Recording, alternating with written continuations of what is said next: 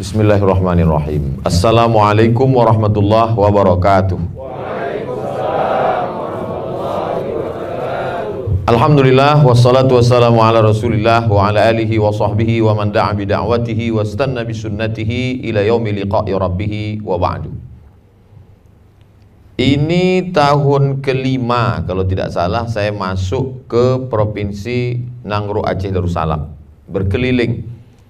Di April 2019 itu saya sudah masuk 43 titik, dari mulai provinsi, kabupaten, kota sampai kecamatan.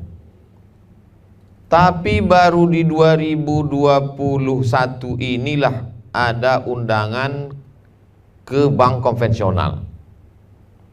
Jadi saya tanyalah senior saya, ini yang membawa saya ini kan kakak-kakak kelas saya dulu di Mesir. Saya katakan, ini BI ini kan bank konvensional, kata saya. Kata mereka, ini BI yang di Aceh sudah syariah.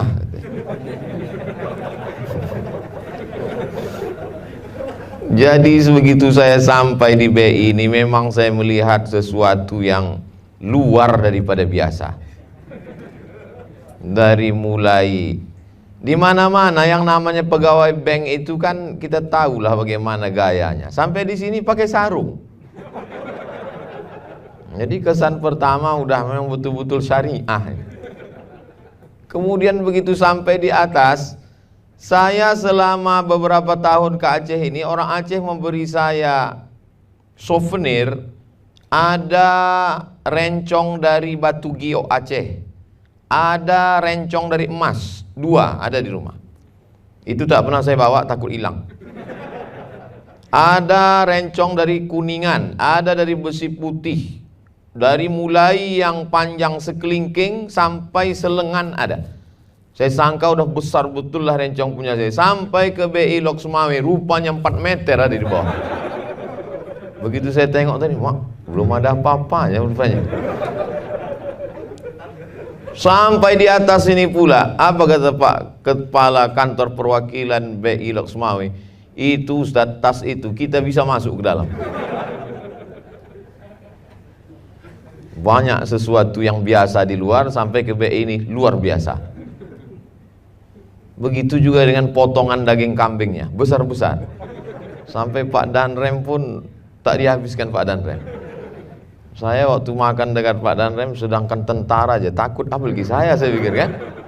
Nah itu, jadi Masya Allah tabarakallah. Lalu kemudian di mana-mana saya mendengar ceramah, biasa Habib pakai gamis, Kiai, Buya, alim ulama, Tengku, Abu, Abi pakai gamis. Rupanya di BI gamisnya lain, infak dan sodakoh. Jadi saya memang dikejutkan dengan banyak hal yang luar biasa. Itu udah saya lama juga saya ngumpul-ngumpulkannya itu. Coba kita pahami, hari-hari besar Islam itu adalah momen pertemuan. Jadi jangan lagi dipermasalahkan ini bid'ah, dolalah segala macam ketika kita tonton di YouTube macam-macam penceramah. Pahami hari-hari besar Islam itu adalah stasiun-stasiun tempat kita bertemu. Sama seperti kalau kita naik jalan darat. Ini insya Allah saya kan dari Lok Sumawe ke Langsa, Langsa ke Medan, jalan darat. Itu kita tidak bisa selamanya terus berjalan. Mesin didinginkan. Driver mesti istirahat sejenak, berhenti di pom bensin, ngisi minyak, lalu kemudian masuk ke toilet, sholat, kalau perlu mandi, segar. Begitu juga dengan hari-hari besar ini. Di bulan Rajab berhenti sejenak, nama momennya Isra Mi'raj. Di bulan Sya'ban berhenti sejenak, nama momennya Nisfu Sya'ban, 14 malam 15, 15 malam 16. Di bulan Ramadan berhenti sejenak, ada nama stasiunnya Tarawih, ada nama stasiunnya Nuzul Quran, ada stasiunnya Lailatul Qadar. Di bulan Syawal berhenti sejenak, ada nama stasiunnya Halal Bihalal. Di bulan Zulqa'dah, Zulhijjah berhenti sejenak, ada namanya melepas jamaah haji. Ada momen besar internasional namanya wukuf di Padang Arafah. Di bulan Muharram berhenti sejenak, ada lagi momen pertemuan namanya menyambut 1 Muharram. Safar tak ada, karena memang Safar itu artinya kosong. Safar, sifar, kosong. Nama kau siapa? Safar, berarti kosong. Lalu kemudian Rabiul Awal, ada lagi stasiun kita pertemuan. Itu yang disebut dengan 12 Rabiul Awal, Maulid Nabi. Dan di Aceh ini orang kalau sudah Maulid Nabi bisa sampai 1 bulan, bahkan 40 hari. Nah, itu semua kita pahami sebagai stasiun-stasiun pertemuan. Kalaulah tidak ada stasiun pertemuan momentum Isra Mi'raj ini, saya tak ketemu dengan Pak Kepala Kantor Perwakilan BI Loksmawi, saya tak ketemu dengan Pak Danrem, saya tak ketemu dengan Pak anggota DPD. Bayangkan 5 juta orang Aceh, cuman 3 orang yang terpilih untuk dikirim ke Senayan. Nah, inilah salah satunya. Bisa ketemu itu kan luar biasa. Nah, jadi saya memahami bahwa apapun namanya hari besar Islam itu datang saja. Datang, duduk, diam. Ada makanan, makan. Tak ada, apa yang mau dimakan? Nah, jadi kalau kita memahaminya seperti itu, kita tidak terjebak pada khilafiyah. Soalnya sekarang banyak juga orang yang takut hadir hari-hari besar. Oh, isinya acara cuman kata sambutan, baca Quran, tausiah, silaturahim. Paling foto-foto. Sekarang pun foto-foto tak terlalu penting karena pakai masker, muka tak nampak. Nah, kalau sudah kita pahami begitu, kita nanti plong, tidak merasa berdosa, tidak merasa sudah jatuh dalam perbuatan bid'ah, sesat, neraka dan lain sebagainya. Dengar bacaan Quran, apa salahnya? Bersilaturahim. Man ahabba yusatulahu fi rizqihi wa yunsa'alahu fi atharihi falyasil rahimahu. Siapa yang hendak panjang umurnya, murah rezekinya, rajin-rajinlah dia menyambung silaturahim. Jadi momen hari ini mudah-mudahan menjadi nilai amal soleh buat kita bersama, insyaallah. Itu poin yang ingin saya jelaskan. Saya biasanya berceramah itu menjelaskan sesuatu yang tak jelas. Yang udah jelas tak usah dijelaskan lagi, karena mubazir saudara setan, buang-buang waktu. Poin yang kedua yang ingin saya sampaikan adalah bahwa 3 kata kunci dari Pak Kecik yang membacakan tema tadi, 3 yang saya tangkap. Keyword, K kata, word, K kunci, word kata, keyword kata kunci. Yang pertama, religius. Bagaimana sebagai pegawai, sebagai manusia menjadi orang yang religius. Diambil dari kata religi. Ada lagu pop, ada lagu rock, ada lagu metal, kemudian ada namanya lagu religi. Karena di situ ada berbau agama. Tentu yang dimaksud agama di sini adalah agama Islam. What is your religion? Apa agamamu? Agama saya adalah Islam. Orangnya namanya Muslim. Bagaimana mewujudkan diri sebagai sosok yang religi? Religi tidak bisa diukur dari baju. Karena kalau religi itu dari baju koko, maka sesungguhnya Abu Jahal, Abu Lahab malah pakai jubah. Religi tidak bisa diukur dari casing. Tapi kita selalu memakai adab, sopan santun, tata krama, the local wisdom. Jadi kalau seandainya, kenapalah hari ini pegawai-pegawai pakai baju koko, pakai peci? Itu bukan menunjukkan religi kita, itu hanya begitulah budaya kita. Seandainya saya datang hari ini kemari, mau ceramah Isra Mi'raj, pakai celana jeans, pakai baju jaket kulit, pakai helm. Lalu naik saya ke atas, "Hai guys," katanya. "Are you ready to rock?" Itu tidak salah menurut fikih Islam, karena saya menutup aurat. Yang penting tutup pusat sampai lutut, selesai. Tapi secara adat sopan santun itu tidak benar. Andai saya buat begitu, saya yakin Pak Danrem langsung berbisik ke Pak Kepala Kantor, "Ini Ustadz Somwan yang asli apa kawi?" Gitu. Nah, itu. Jadi ada batas-batas kepantasan, ada batas-batas kesesuaian. Kebetulan di Aceh, negerinya wali-wali Allah, Syekh Abdul Rauf As-Singkili, Syekh Hamzah Al-Fansuri, Syekh ulama-ulama besar, Syekh Muhibbuddin Wali dan lain-lain, Syekh Muhammad Wali. Maka kita pun juga mengikuti sopan santun tata krama itu. Pakai baju koko, pakai kain sarung, itu religi yang kelihatan dari luar. Tapi sesungguhnya religi sikap beragama dari dalam adalah Innallaha la yanzuru ila ajsamikum, Allah tidak melihat bentuk fisik tubuh badan kamu, wala ila suwarikum, tidak melihat rupa wajah kamu, walakin yanzuru ila qulubikum. Jadi mari kita asah sikap religi yang ada di dalam kolbu hati kita itu. Yang tepat itu adalah pakai Q, pakai kop, kolbu. Sedangkan kalbu pakai kap itu artinya, mohon maaf, anjing. Sekarang banyak orang takut nyebut anjing. Sampai-sampai disensor, takut dibully. Jadi ketika seorang muslim meyakini bahwa casing ini hanya sampul saja, dia akan memperbaiki hatinya. Tapi mesti ada keseimbangan juga. Saya tidak pula ingin besok pegawai karyawan datang masuk kantor Senin Selasa, tiba-tiba bajunya juga tak menentu, tak pakai ikat pinggang, keluar, tak pakai kaos kaki. Ketika ditanya, kenapa kalian begini? Yang penting kolbu kita, Pak. Nah, ini ceramah Abdul Somad ini menyesatkan ini. Karena kita diajarkan keseimbangan antara zahir dan batin. Makanya ketika kita bercermin doanya, Allahumma kama hassanta khalqi fahassin khuluqi. Sebagaimana kalau sudah kau perbaiki sifat fisik tampilanku, maka perbaiki pula lah batinku, qalbuku. Ini hati ini mesti kita jaga. Cara menjaga hati itu diantaranya adalah dengan ibadah-ibadah kita. Kita kuat itu bukan karena punya jimat, bukan karena punya dukun, bukan karena punya tuyul, bukan karena minta sama hantu setan. Kita kuat karena hubungan kita dengan Allah yang kita bangun sejak sebelum terbit matahari. Kita angkat kedua tangan, kita katakan, yang besar itu engkau, bukan aku. Allahu Akbar. Jabatanku tidak besar. Apa yang ada padaku sekarang tidak besar.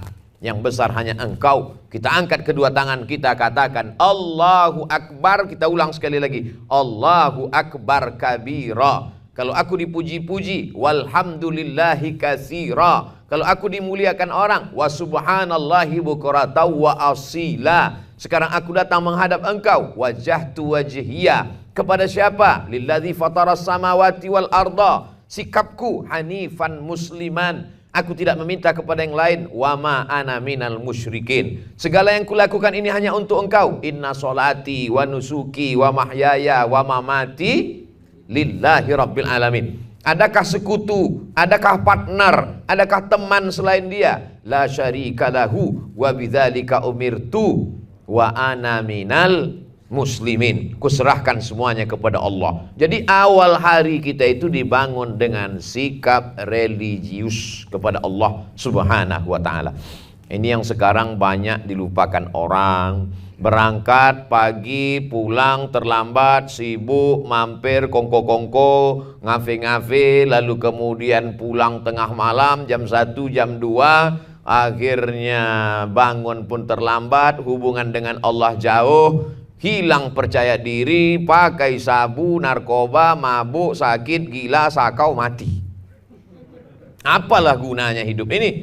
Nah, jadi kita bagaimana orang-orang, hidup ini cuma dua. Kalau dekat kita dengan Allah Subhanahu wa ta'ala, maka insya Allah akan jauh daripada setan. Kalau dekat kita kepada setan, jauh dari Allah. Jadi tak bisa pasang dua kaki. Ada juga orang mengatakan, saya ini Pak Ustadz memang jahat, nakal, tapi dengan Allah saya dekat. Kaki saya ini sebelah sama setan, sebelah sama Allah. Oh, tak bisa begitu. Kita harus betul-betul total berserah diri kepada Allah. Wa ana minal muslimin. Penyerahan diri itu namanya Islam. Orang yang berserah diri itu namanya Muslim. Disitulah letak sikap religius kita. Lalu kemudian ada pula orang yang terlalu religius tapi tanpa didasari ilmu. Nah, ini pun tidak betul juga. Sampai orang ngantri urusan sampai bermeter-meter ke belakang. Ketika kita tanya, kenapa ini antriannya panjang betul? Pegawainya tadi baru aja keluar, Pak. Kemana dia? Ke musola, sholat duha. Ini tidak betul. Sholat duha itu sunat. Sedangkan melayani orang banyak, kita digaji oleh negara, itu adalah wajib. Mendahulukan yang sunat, meninggalkan wajib, itu juga tidak betul. Tapi kami mau sholat duha, masa Ustadz larang kami sholat duha? Sholat duha sudah bisa dilaksanakan seperti waktu sholat maghrib. Mudah saja ngukur sholat. Jadi kalau di Pekanbaru itu sholat maghribnya jam 6.30, maka 6.30 besok pagi sudah bisa sholat duha. Jadi kalau di Lok Semawe itu sholat maghribnya jam 6.45, maka besok pagi jam 6.45 sudah bisa sholat duha. Supaya jangan ragu, jam 7 misalnya, masuk kantor jam 7.30, jam 8. Jadi tidak ada halangan sebelum berangkat kita sudah sholat duha. Apalagi baik sekali sebelum berangkat itu ambil wudhu, sholat duha, lalu berangkat dalam keadaan berwudhu. Ketika kita dalam keadaan berwudhu, disitulah Allah Ta'ala mengirimkan malaikat mendoakan kita, Allah maghfirlahu warhamhu, Allah maghfirlahu warhamhu, rahmati dia, ampunkan dosa silap salahnya. Selama kita tetap dalam wudhu. Tapi saya tidak mengatakan wudhu tahan sampai zuhur. Enggak. Kalau mau lepas, lepaskan aja. Yang pula gara-gara ceramah ini menahan wudhu sampai biru mukanya. Enggak. Apalagi tempat kita air banyak, tak ada halangan satu apapun. Tapi payah Pak Ustadz buka-buka kaos kaki itu ini segala macam. Ini ceritanya sunat, bukan wajib. Jadi ketika kita dapat bimbingan dari Allah, hati kita itu berbolak-balik. Yusbihu mu'minan, paginya beriman, wa yumsi kafiran, petangnya bisa kafir. Paginya beriman, petangnya bisa kafir. Maka ketika kita ditolong Allah dengan ibadah-ibadah itu menolong kita. Mumpung waktu masih kosong, beristighfar 100 kali. Astaghfirullahalazim, astaghfirullahalazim, astaghfirullahalazim, astaghfirullahalazim, astaghfirullahalazim, astaghfirullahalazim, astaghfirullahalazim. Ketika ada datang orang ngobrol mau ngajak urusan, berhenti ngobrol. Saya tidak pula mengatakan kalau sudah istighfar solawat terus, apapun yang datang terus. Apalagi jadi pegawai ada orang urusan, ini bahaya. Saya mesti target pagi ini solawat 100. Pas baru 15 datang orang urusan. Pak, gimana tentang rekening saya? Allahumma sholli ala sayyidina Muhammad wa ala ali sayyidina Muhammad. Bukan itu maksud saya. Bagaimana waktu-waktu luang itu tidak habis oleh YouTube, tidak habis oleh update status, tidak habis oleh wall Facebook, tidak habis oleh Instagram. Ustadz ngomongin orang Instagram, Facebook. Ustadz sendiri punya Instagram, Facebook. Betul, saya punya, tapi saya tak tahu passwordnya. Itu admin semua. Kenapa Ustadz tidak main itu? Saya tahu diri saya lemah. Kalau saya main itu, saya buka berapa banyak orang DM minta kenalan sama saya, macam-macam. Ada yang ngasih tahu berapa yang saya baca tuh komennya. Ustadz, jadikan aku yang kedua, kata dia. Saya tahu iman saya lemah. Saya tahu saya orangnya pemarah. Di situ banyak juga haters, buzzer, mencaci maki. Daripada saya jawab jawaban di situ, kitalah yang mengenali siapa diri kita. Kalau kita tak bisa mengontrol diri kita, larut kita dalam kemarahan, atau larut kita dalam sesuatu yang melalaikan kepada Allah, halakamru'un lam ya'rif qadrahu, celakalah orang yang tidak kenal siapa jati dirinya. Jadi memang perjuangan dari mulai bangun tidur sampai tidur malam lagi, itu semua yang bisa mengendalikan kita adalah sifat religius. Tapi religius ini ada juga orang memahami religius itu artinya beragama hanya dalam 3 momen saja. Lahirnya akikah, nikahnya walimah, matinya takziah. Itulah religius. Itu namanya mengkebiri agama. Itu namanya orang mengkhitan agama. Dipotongnya agama itu. Padahal religius itu adalah segala aspek kehidupan kita mesti mengikut aturan Allah Subhanahu wa ta'ala. Dari mulai cara minum pakai tangan kanan, masuk WC toilet pakai kaki kiri, mendoakan kepala anak ditiupkan u'izukuma bi kalimatillahi tammati min kulli syaitani wa hammati wa min kulli ainil lamma, sampailah dia mencari nafkah, sampai dari segala aspek kehidupannya, ritualnya. Ada orang sangat religius pada ritual, tapi kemudian bermasyarakatnya tidak religius. Ada orang yang bermasyarakatnya sangat religius, sopan santun, tapi dalam ritualnya tidak religius. Maka yang dimaksud dengan religius adalah segala aspek kehidupan kita mengikut aturan agama Islam. Sekarang banyak orang dia berpikir sendiri. Saya manusia, saya punya otak, saya bebas untuk berpikir, saya tidak ikut siapapun, sesuka hati saya hidup. Memangnya kalau saya tidak ikut agama Islam yang rugi siapa? Memang kau tak rugi, tapi kalau hukum Allah datang, aku ikut juga kena laknat. Karena kita rumahnya dekat. Kau pikir kalau datang musibah angin puting beliung rumah kau aja yang hilang? Itulah maka Islam itu ada namanya amar ma'ruf nahi mungkar. La ta'murunna bil ma'ruf, ajaklah orang berbuat baik. Cerdasnya orang kantor perwakilan BI Lok Semawe, dia tak mau ngetuk pintu orang ngajak, ayolah berbaik, ayolah kita religius. Enggak.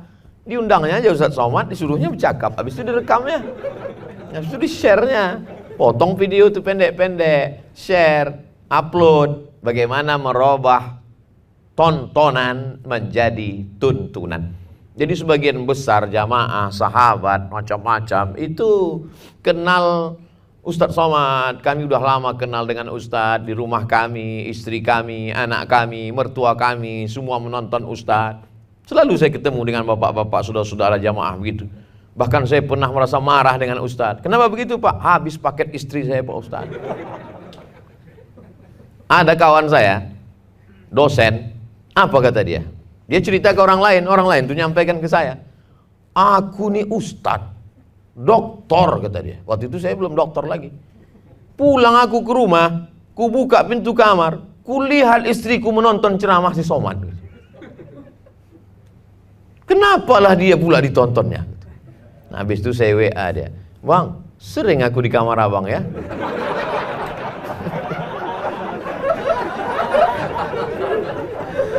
Disitulah lupanya letak silaturahim kita.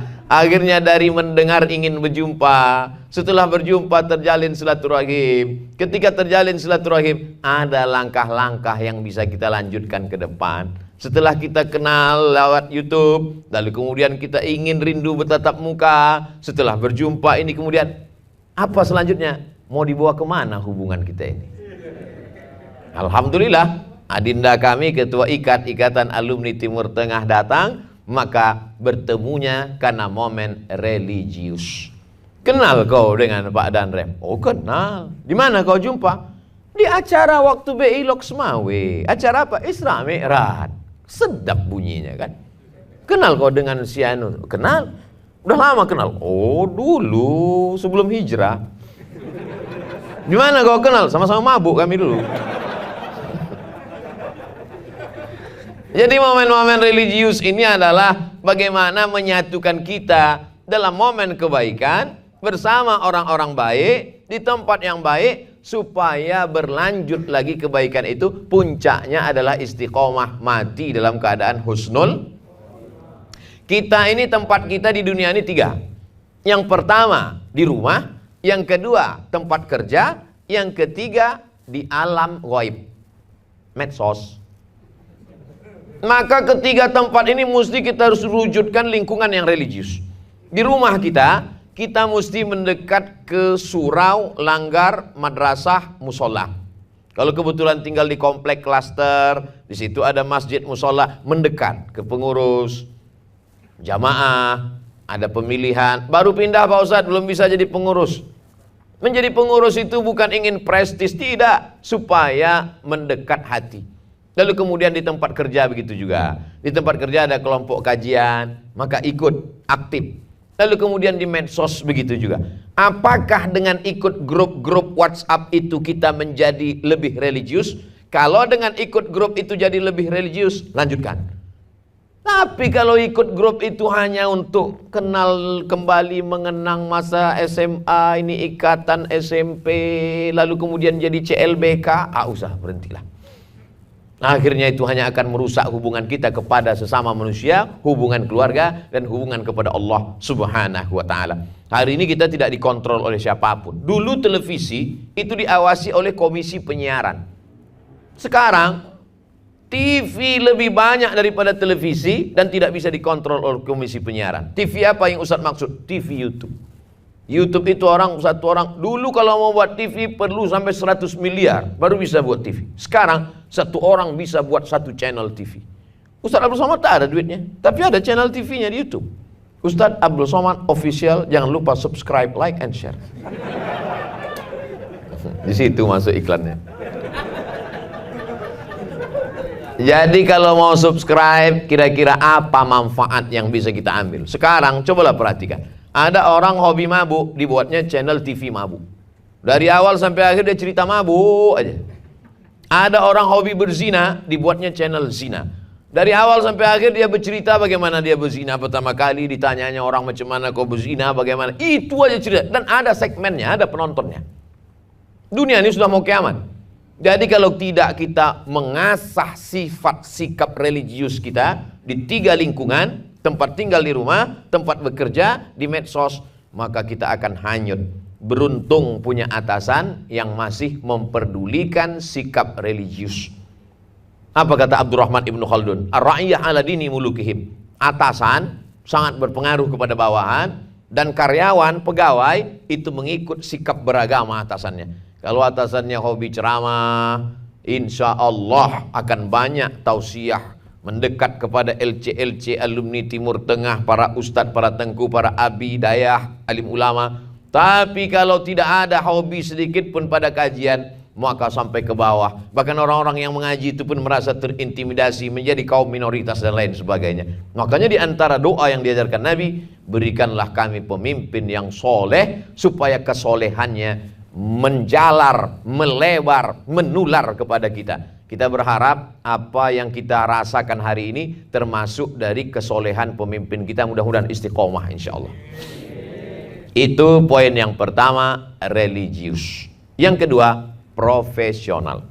Saya mulai tadi jam 3, sekarang jam 3.35. Habis poin yang pertama. Berapa lama Ustadz tausiah ini? Kalau ditengok dari botolnya 30 menit. Poin yang kedua, profesional. Profesional itu artinya sesuai dengan profesi kita masing-masing. Kita ini dengan berbagai macam kemampuan. Ada manusia ini yang memang dia tak bisa menghadapi orang banyak. Ada memang manusia begitu, tak bisa dia nengok orang banyak. Asal menengok orang banyak, menggeletar tangannya, keringat dingin, berkunang-kunang, hampir pingsan. Tapi kalau dia di depan komputer, bisa. Selesai urusan sama dia. Ada pula orang ini tak bisa dia di depan komputer. Kalau depan komputer stres dia, depresi. Depan orang banyak baru dia bisa. Saya termasuk jenis manusia yang kedua. Dulu waktu dari CPNS ke PNS, itu saya disuruh ngantor setahun. Setahun lah saya ngantor depan komputer buat laporan. Ditanya sama atasan, gimana man? Udah laporan? Sebentar ya bu. Rasa-rasa mau mati rasa saya. Karena saya tak bisa begitu. Saya mesti jumpa banyak orang. Begitu udah selesai saya PNS, lepas mengajar di kampus, habis itu saya jumpa banyak orang. Memang begitu manusia ini. Jadi kita masing-masing, ada Pak Polisi, ada Pak DPD, ada Pak Ustadz, ada Pak Tentara, ada Bapak Ekonom. Memang Allah sudah bagi sesuai dengan kemampuannya. Maka anak tidak ada yang bodoh. Tak boleh kita katakan mentang-mentang anak ini matematikanya nilainya 5. Bodoh kau. Untung anak itu tak tahu. Kalau dia tahu, bodoh kau itu juga lah yang menular ke aku, kata dia. Aku kan anak kau, kata dia. Jadi sebetulnya Allah sudah kasih bakat masing-masing. Mungkin di matematika dia tidak cerdas, tapi dosis sosialnya baik. Karena otaknya ada otak kanan, ada otak kiri. Ada yang berkecimpung dengan teori-teori, ada yang bersosial. Maka kadang ada orang yang kita lihat bersosial dia tidak baik. Kalau jumpa sama dia cuma 2 kali aja. Salam pembuka, salam penutup. Ditanya satu, jawab satu. Apa kabar? Sehat. Dari mana? Loksmawi. Tak pandai dia cerita. Tapi kebaikan dia di tempat lain. Mungkin sedekahnya banyak. Mungkin infaknya luar biasa. Nah, jadi saya husnuzon ke sahabat-sahabat di kantor perwakilan BI Loksmawi ini begitu. Dia tak terlalu banyak cerita. Dia lebih banyak berbuat. Gamis itu penuh isi duit. Habis pesantren dayah-dayah itu dia bantu. Nah, jadi profesional ini sesuai dengan profesi kita masing-masing. Allah suka, innallaha ahabba qauman, Allah suka kepada orang idza amila, kalau dia melakukan sesuatu ayyutsqinahu, dia itqan, profesional di bidangnya masing-masing. Makanya Nabi itu orang yang profesional luar biasa. Cobalah lihat bagaimana waktu Nabi hijrah.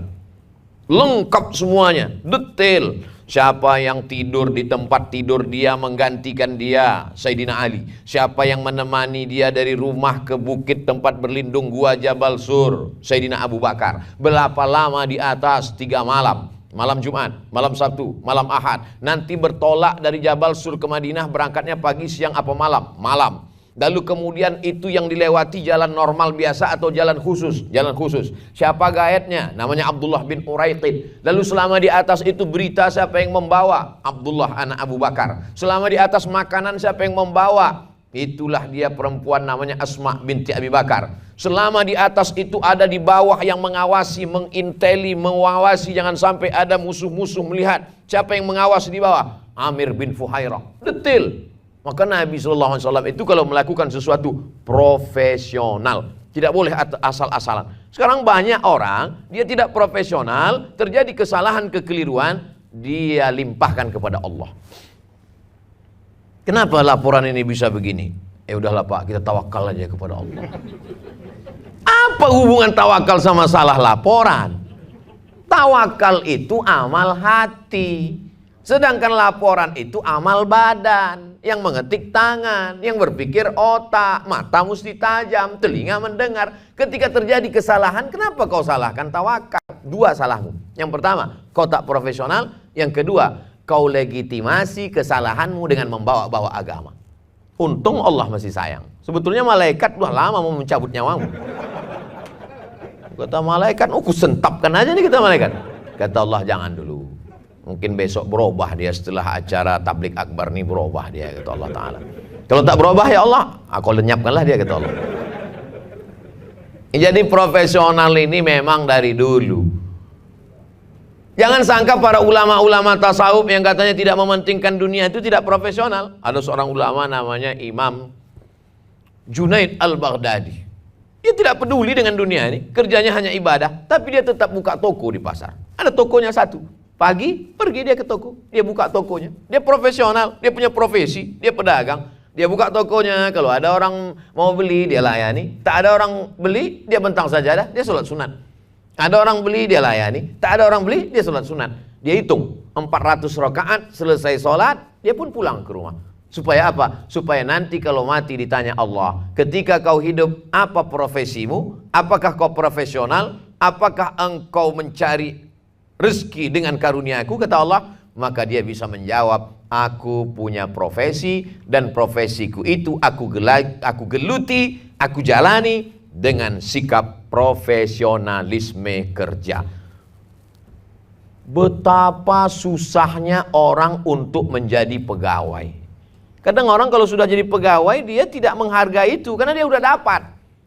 Kalau saudara-saudaraku sekalian mau merasakan bagaimana nikmatnya jadi pegawai, tanya sama orang yang tak lulus. Yang udah tes berkali-kali tak lulus, sampai 3 kali ke dukun tak juga lulus. Betapa nikmatnya. Andai ada 2 orang anak muda, yang satu ini bisnismen berhasil, tapi tak pegawai. Yang satu ini pegawai. Datanglah 2 orang ini meminang anak gadis. Assalamualaikum Pak, saya ini bisnis, kata yang satu. Yang satu lagi, tak perlu dia ceritakan apa prestasinya, dia cuma cerita, aku pegawai Pak. Kira-kira yang diterima yang pegawai apa yang tak pegawai? Yang pegawai. Maka pegawai ini adalah pegawai negara, pegawai negeri sipil. Itu nikmat yang luar biasa. Apalagi pegawai-pegawai ini ada jaminannya. Apa jaminannya?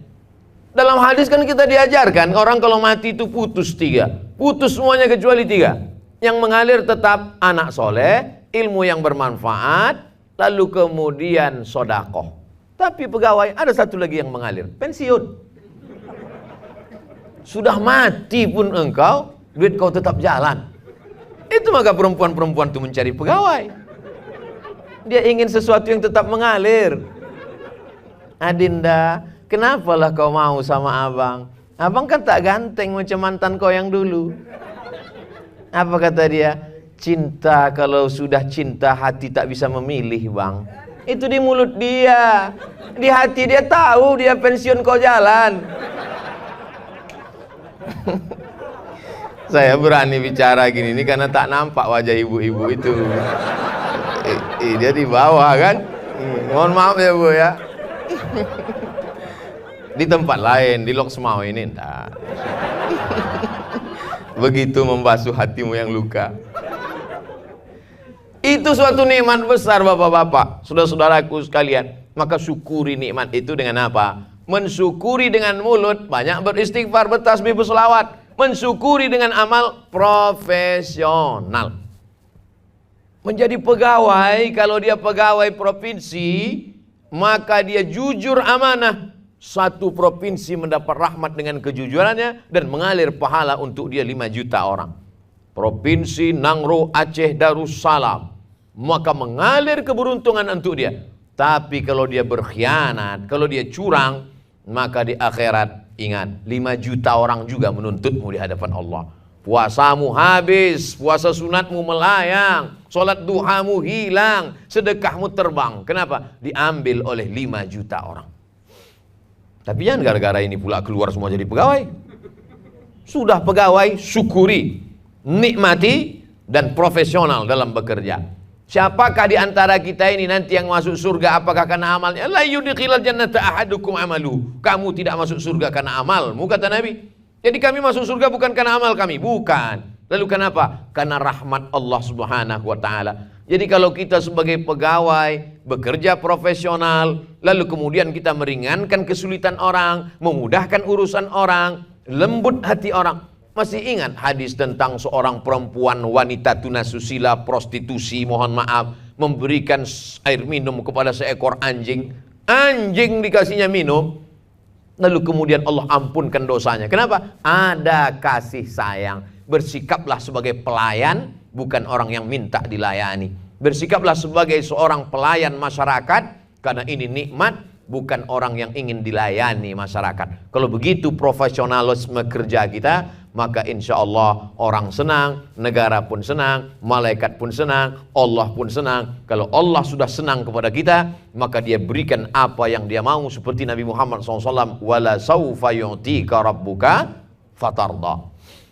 Religius sudah, profesional sudah. Poin yang ketiga, berakhlakul karimah. Betul kan? Berakhlak mulia. Banyak kantor-kantor lain kalau buat judul ceramah beretika, bermoral, tak sama etika dengan akhlak. Itu hebatnya BI Syariah tadi.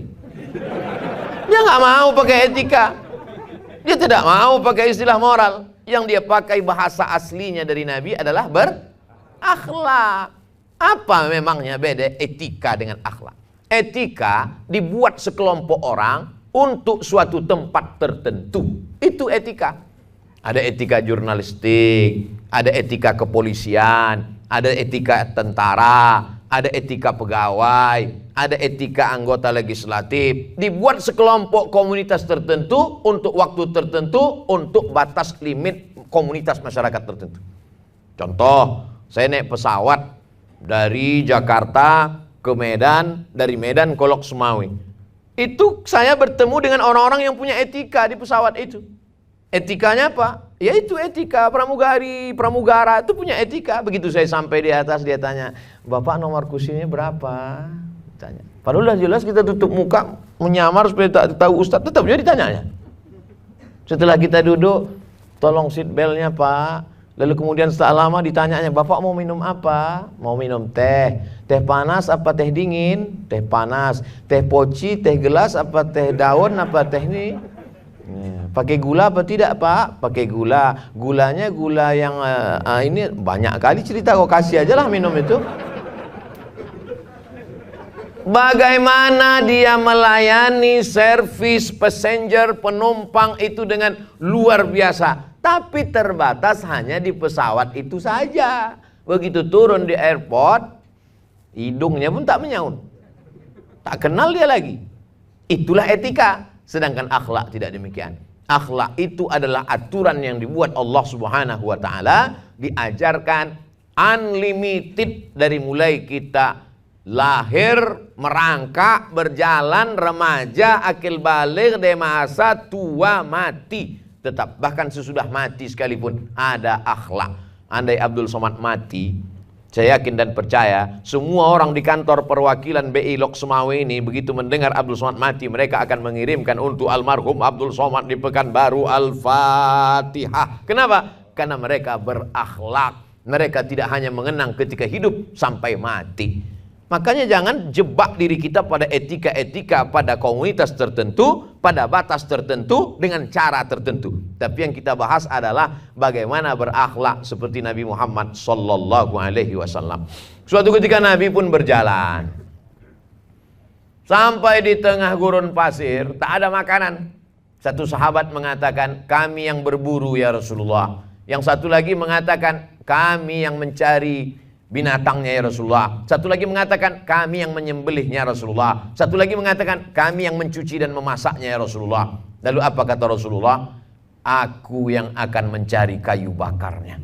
Itu akhlak Nabi. Kau berburu, kau mencuci, kau memotong, kau memasak, aku yang cari kayu bakar. Orang sekarang tak begitu. Kau mencuci, kau berburu, kau masak, kau mencari kayu bakar, aku yang menghabiskannya. Secara akhlak saya ini tak sopan. Senior-senior saya duduk di bawah. Dr. Damanhur senior saya. Ustadz Fadil Rahmi LC Tengku senior saya. Pak Danrem, Pak Kepala Kantor Perwakilan BI Lok Sumawi, kita hormati. Kenapa pula Abdul Somad duduk di atas? Maka ini pun bagian dari akhlak, perlu dijelaskan. Kalau saya duduk di bawah, kamera itu tak jelas entah mana yang ustadznya. Soalnya baju kami sama.